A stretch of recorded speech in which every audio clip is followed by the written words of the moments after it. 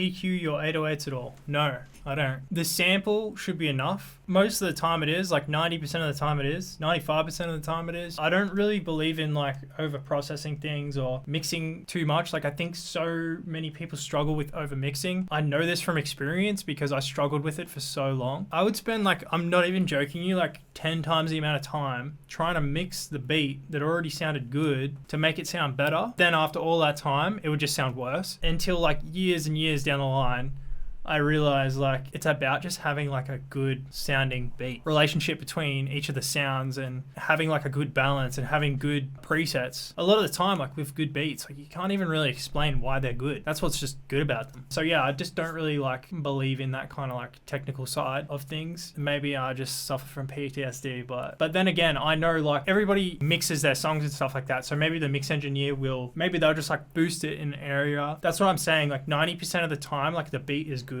And if it could be like slightly harder or sounds slightly better, like the engineer's going to fix that up if it's like placed on a song or something. It's just more about the idea of the beat. Plus think of it in terms of like the more that you can produce and the more higher volume of output that you can have that's quality, the more likely you are to get the placement or to just make something good. Unless you want to be actually just a mix engineer, spend time on that kind of stuff. 95% of the time, just volume and pushing it to a soft clipper is just going to get you there.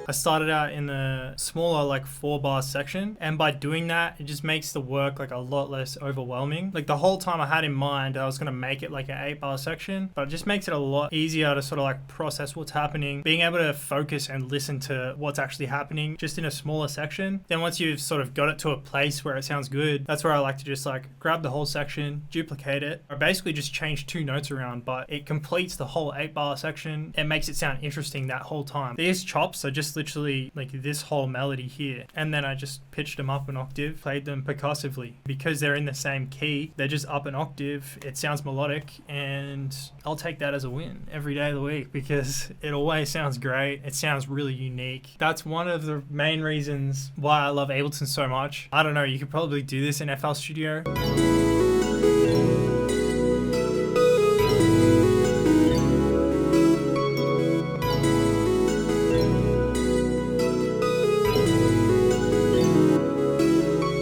I just switched out this lead for a pad. I felt like it sounded better.